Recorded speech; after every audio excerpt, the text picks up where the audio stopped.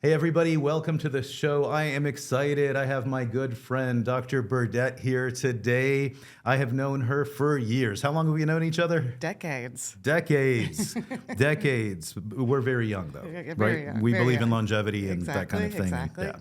So, Dr. Burdette, give us your 76-second bio. Absolutely. So as I was growing up in the world of medicine, starting in pre-med, also dual majoring in psychology, I thought surely these two worlds must coexist somehow, the brain and the body. And that led me to look for a discipline that intersected with those ideas. And so that led me off to naturopathic medical school. From there, I was really excited about herbs and vitamin C, and I thought I was going to save the world through something that we would find in the Amazon rainforest somewhere, someday. But it's maybe not exactly that simple when you get out into clinical practice. And so as I moved into the integrative space, one thing I found, and this is an appreciation we both have, is that I really wanted to work with things that were evidence-based and make sure that we dismiss the things that aren't. Right. I felt like the field was really kind of suffering from a hodgepodge of information, and so that led me to also start a laboratory, Precision Point Diagnostics, that works in the integrative space. Wow. You are an overachiever, it looks like. Yeah, very awesome. I love that. I love that you just keep going with. We're following your heart, Yeah, right? absolutely. And your brain. Absolutely. Following your heart and brain. Absolutely, because there was so much research about good biomarkers that could be modulated by diet and lifestyle, but then when you went to try to order them from a place, you couldn't get them. And so I was left feeling like, well, this is a way we could make sure what we do for our patients is more evidence-based if we're tracking our outcomes, but I can't get my hands on it. So I'm not one that likes to hear the word no, so I started my own lab. Awesome. So Cheryl, what do you do for fun besides medicine stuff? I like to play guitar. I like to pet the dogs. I like to go on hikes out in the woods, those kind of things. Nice. Yep. Very Yep. nice. Yep. And that's how often do you get to do those things?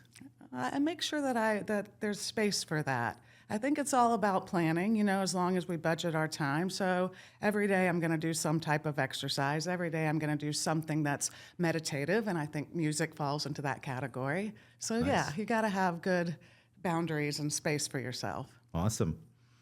So we're going to talk today about a topic that is we kind of hear, but I don't think people fully understand. And when we look at functional medicine, or getting to the root cause, we want to get to the bottom of what is causing sickness and health, what's the underlying imbalance. And one underlying imbalance that can cause so many issues is what we call oxidative stress or rusting. Mm-hmm. So where do you start? What is oxidative stress? Yeah, so simply put, oxidative stress is creation of free radicals. And I think that that's terminology that most people are familiar with.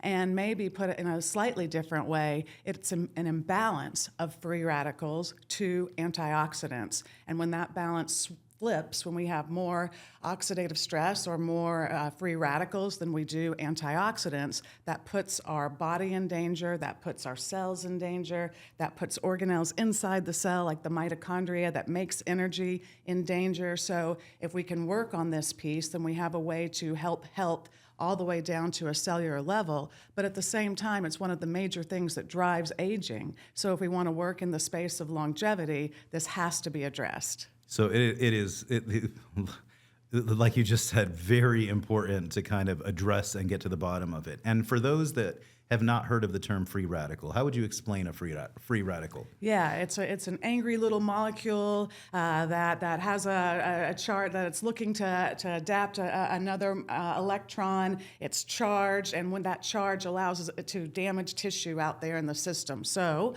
that could be damaging the cell, that could be damaging the gut lining, that could be damaging the inside of the vessel. And when that occurs, this is actually part of the setup for eventually a plaque and atherosclerosis. So it's really ubiquitous throughout the body, and controlling it has global benefit. Would you say that a free radical is a annoying teenager? Yes, absolutely. Okay, so it's like but a little we can annoying. squelch them. You can squelch them. So you have this free radical, that is just causing damage everywhere it goes. How do we get free radicals? in our body? Yeah, so lots of ways. It's very easy on planet Earth. So we can breathe the air that has more pollution in it, and we see studies that talk about, for example, women who breathe more pollution have increased risk of Alzheimer's, and they track that back to oxidative stress. It could be in the water, it could be in the food, but it could simply be because of stress in our system. When we're under more stress, some of the hormones that we create can result in more free radicals or depletion of antioxidants in the body. So there's no shortage of ways in today's It times. looks like it's interrelated, It right? really is. And then the oxidative stress or those free radicals cause damage, which can cause more free radicals. Now, you mentioned mitochondria. Well, tell us about mitochondria.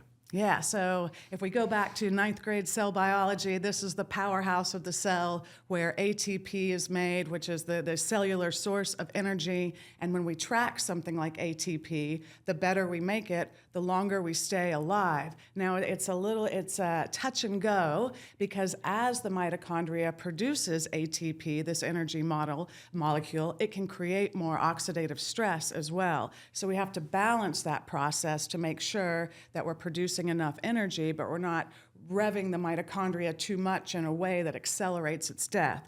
Therefore, if we can introduce things that create more antioxidants into the body, we can protect the mitochondria, help it live longer, which helps our cells and our tissue, our organs, and our body live longer. But our mitochondria, those little cell-looking things within our cells that, like you said, make ATP or energy, would you say a lot of our free radicals come from when they make energy, we get free radicals? Absolutely. It's one of the major sources, yeah. Right. And then those same free radicals that are made in the mitochondria can hurt the mitochondria. Yes, I know it's paradoxical, but controlling that process, which we can do with better food, better water, better air, more antioxidants, allows the mitochondria to function optimally and minimize that production of reactive oxygen species or free radicals. And I think that one of the benefits of this show is not only do they learn about health, but they learn all these facts that they can use, like maybe at their poker game, or they can impress their friends. And back to one of those facts, where do we get most of our mitochondria? Are we getting it from our mom, our dad, both 50-50? Mom. Like from our mom? Yeah. It's come on. So everything's mom's fault, always, of course. So mitochondria is passed down the maternal line. So that's the side that you're getting your energy production from and your cellular health from. Yeah. And that's who you can either give credit to or blame. I think we need mitochondria, right? Yeah, that's probably true. Okay, so we can get from different processes in the body, hormonal imbalances, polluted air, maybe polluted food, and also those mitochondria, those little things that make energy for us. All these are ways that we can end up getting these free radicals, Absolutely. right? And the body should be able to deal with free radicals in a perfect situation. And so how does the body deal with free radicals?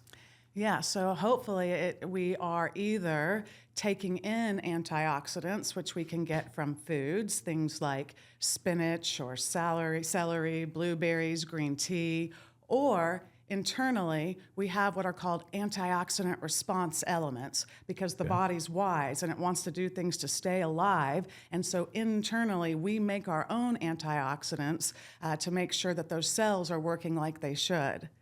So you mentioned foods. So their foods carry antioxidants in them, which help get rid of and what do? Do they bind to the free radical and help the body get rid of them? Yes, absolutely. They squelch that free radical so that it's not doing damage to the DNA, and that could be DNA in the nucleus, but that could also be DNA in the mitochondria as well, so another layer of protection. What are some of your favorite antioxidant-rich foods? So I'm very fond of, for example, green tea. We know that grapeseed extract is very high in polyphenols that turns on different antioxidant response elements like superoxide dismutase. It's one of those, and it exists in the vessel wall. So this is why we see good outcomes in terms of using some of those polyphenols and reduction in things like hypertension, because it's providing antioxidant status right there to the wall of the vessel. And if you can keep the wall of the vessel reduced, it puts it in a state where if cholesterol comes along, and particularly an oxidized cholesterol, which gets there because it got damaged by a free radical. So if that comes along, but yet the vessel wall is very reduced, if that antioxidant system is working, it makes it less sticky. There's less ability for a plaque to begin to form when you're doing things that improve the health of the vessel. So we're seeing a lot of these unidentified objects out there, and people think they have different theories on what's causing it. But a possibility is that they could be aliens, and what they're doing is they're going to get rid of all the supplements in the world. Uh-oh. I know. I mean, I don't have any proof to prove that that's not true. That's not going to happen. Okay. So these aliens take away all supplements, and you're stuck with food.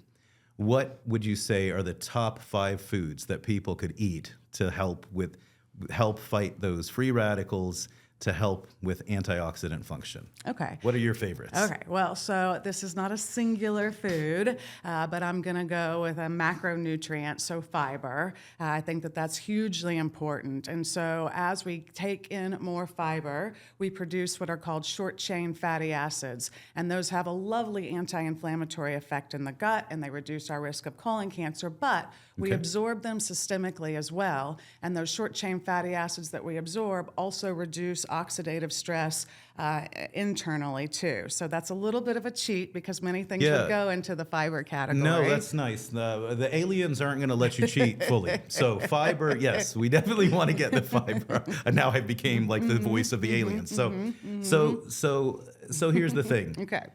Somebody's like, dude, I ain't got time to figure out this fiber stuff. All right. I just want you to tell me what foods I need to eat. Okay. Give me All 5 right. of them, and So I'm only doing 5. All right. So I'm still cheating. So here's another category I would consider. I would think about things like leafy greens, or I would think about things like beets because they're very high in nitrates, and these nitrates get converted to what are called nitrites. And back a couple decades ago, those nitrites we learned make something called nitric oxide, and that was so important that Nobel Prizes were even given out because of the discovery of this molecule. We're not even sure how to categorize it sometimes. You even see some discussion of thinking of it like a hormone in the body. And so it turns out that if you make more of this nitric oxide, you will vasodilate. If you vasodilate, you deliver more oxygen. If you deliver more oxygen to the tissue, the mitochondria works better.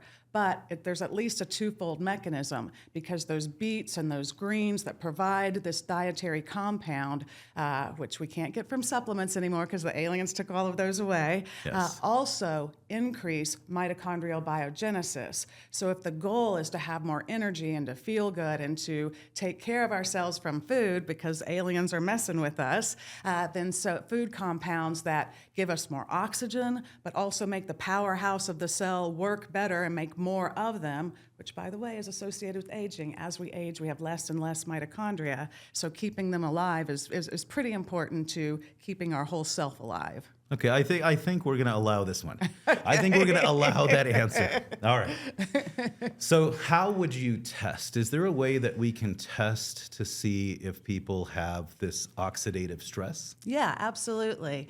And so we can look at some of the major intercellular antioxidants, and glutathione is an example of that. And so one of the things that people have had some concerns about in terms of, and I'm not sure they're legitimate concerns according to the research, but concerns that you'll hear are, well, if I use things that have nitrates and those become nitrites, isn't that like the stuff in bacon? And aren't I supposed to be looking for bacon that's nitrite-free? So how is this consistent with a health perspective? The aliens come and this is the one thing you want to give us, the thing that we're supposed to look at our bacon and make sure it's not in there? And I would say that's very distinct. What is in the bacon, so let me say it this way. If nitrates were bad for us, then, for example, we would say don't eat leafy greens, don't eat celery, don't eat spinach, because these are some of the foods that are highest in that content. And in fact, when we look at studies, high nitrate diets are associated with a decreased risk of cancer. Now, again, we're all thinking, well, how is that consistent with the whole bacon thing when I'm supposed to make sure it's nitrite-free?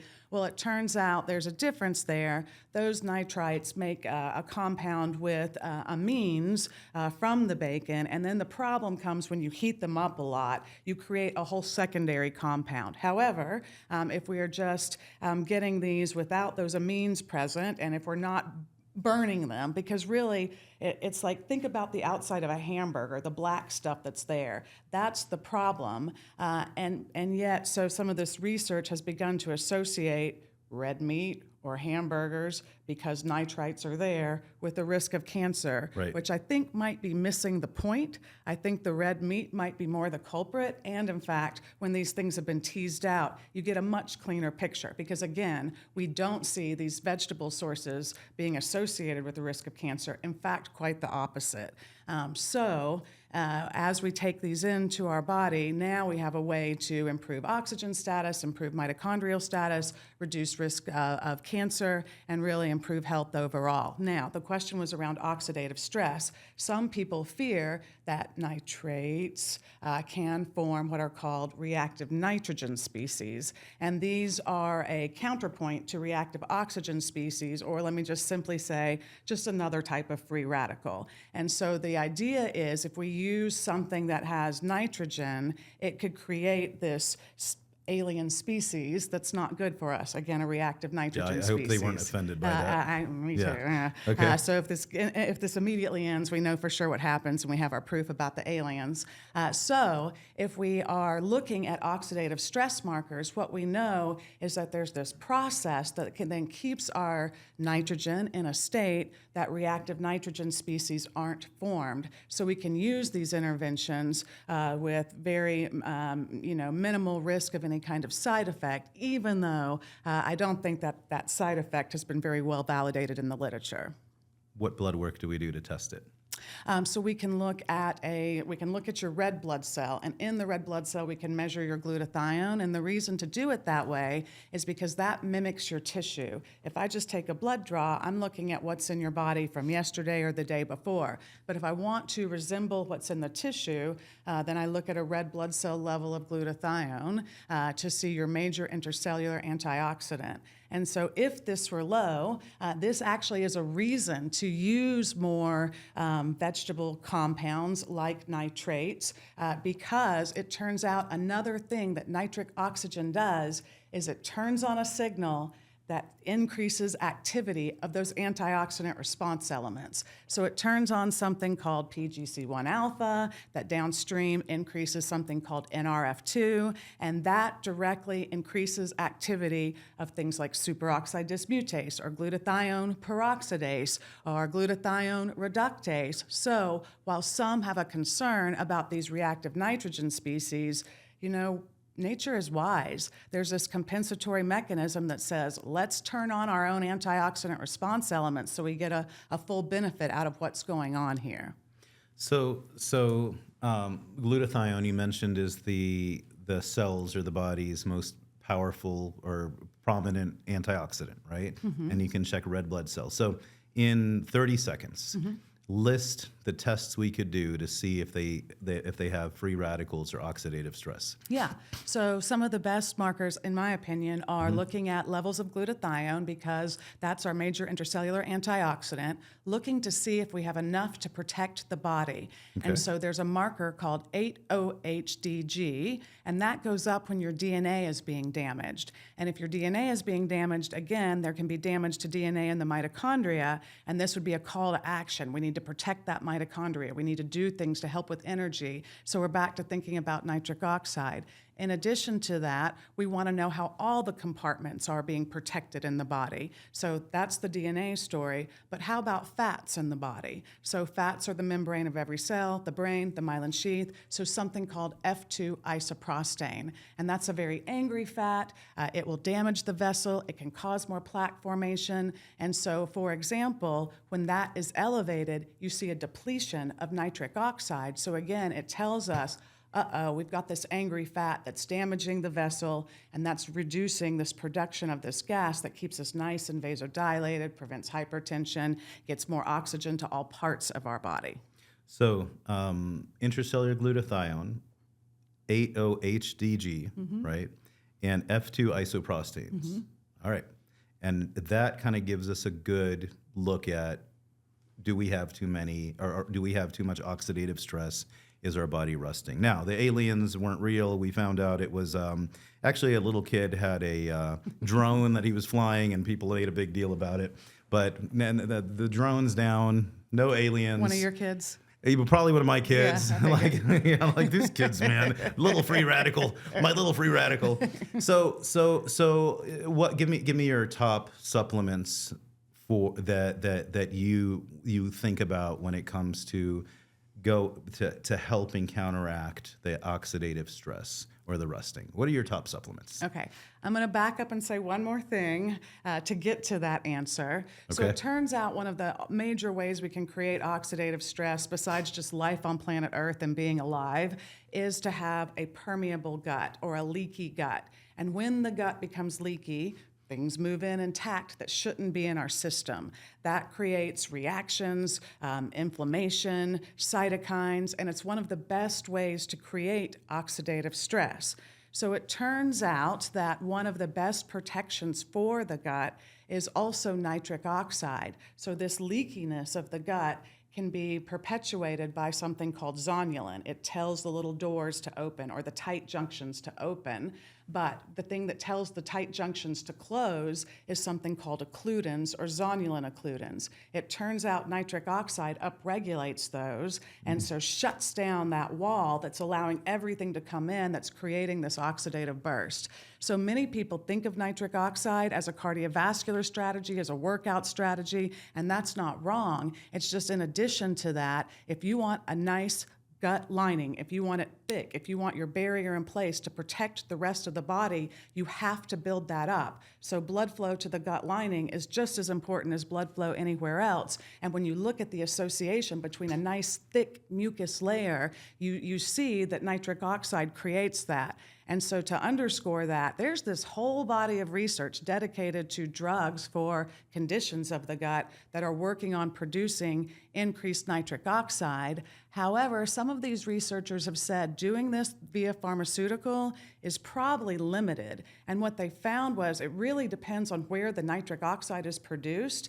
If the enterocyte or if the gut cell makes it, it's protective. But if it's just floating around in the gut in excess amounts, which pharmaceuticals can often do, then it can become damaging. And so there's this whole school of thought that says you have to give precursors to allow the body to make it where it should be made in order for it to have this antioxidant protection effect. So while nitric oxide is beautiful for reducing cardiovascular disease, it should not be eliminated when we think about strategies to build a leaky gut. In fact, it's really a go-to. If you want to create a leaky gut, be under stress, because stress puts us in fight or flight, not in rest or digest, and that creates less blood flow to the gut. And so if you want to plump up that gut lining, you've got to get blood flow there, and nitric oxide is something that's really coming to the front of the stage in terms of development and delivery and how we go about it as a novel strategy for helping gut lining. So, Dr. Burdette, I think I'm definitely going to bring you back on here for another round of this. We could probably go all day. So I think just to summarize, we heard the markers of oxidative stress, and what you're saying is that it don't just focus on oxidative stress antioxidants, also focus on optimizing nitric oxide, because if you don't optimize nitric oxide, you have a higher chance of leaky gut or large particles that leak into your bloodstream, which cause more oxidative stress. So real quick, what's your favorite supplement to improve or enhance nitric oxide production? And then what's your favorite antioxidant supplements? Yeah. Shoot. So yeah, Neo40. Neo40? Yeah, absolutely, Okay. because it's a very elegant solution. It's very high in beet extracts, which provide those nitrates that get converted to nitrites. But studies have shown using nitrates and nitrites together have better efficacy. Both of those are there. Also some citrulline, and we don't have too much time to go into that, I imagine, but citrulline is a more efficient way of increasing nitric oxide than its counterpart that many people people often think of arginine, an amino acid that might be known for this, it looks like citrulline's about 35% more effective, and it has some other benefits as well. And in addition to that, some methyl tetrahydrofolate and methyl B12. Those will increase production of tetrahydrobiopterin, which is also a beautiful antioxidant, helping to keep things more reduced. So in terms of nitric oxide production, that is absolutely one of my favorites. And then in terms of antioxidants, there's a number of ways to go about this. So for example, if I thought the reason that the gut was leaky was because of dysbiosis or bacteria, even though it's not classically thought of as an antioxidant, I might reach for berberine because Okay. it would kill off this bacteria that causes the gut to be leaky. Also, this bacteria makes things called lipopolysaccharides that drift in and decrease our ability to make nitric oxide. So I would get a couple of outcomes from that in terms of making the gut less leaky and increasing production of nitric oxide. And then from there, I do like some IVs, doing IV glutathione or using glutathione, using precursors like N-acetylcysteine.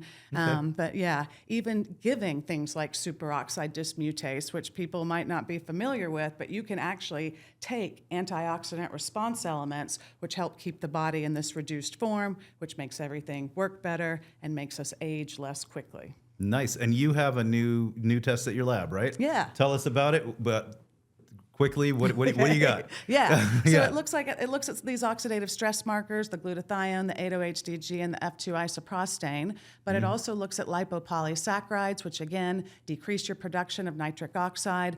It looks at zonulin that tells tight junctions to open, secretory IgA, which is the major immune lining of the gut. And so we put these things together because if leaky gut is a major source of oxidative stress, and if both of these things drive aging, looking at them together helps us to understand which direction we need to go to best protect the patient. What's the name of the panel, and what's the name of so what's the name of the test, and what's the name of your lab? Yeah, it is called the Gut Ox Stress Test, and the name of the lab is Precision Point Diagnostics.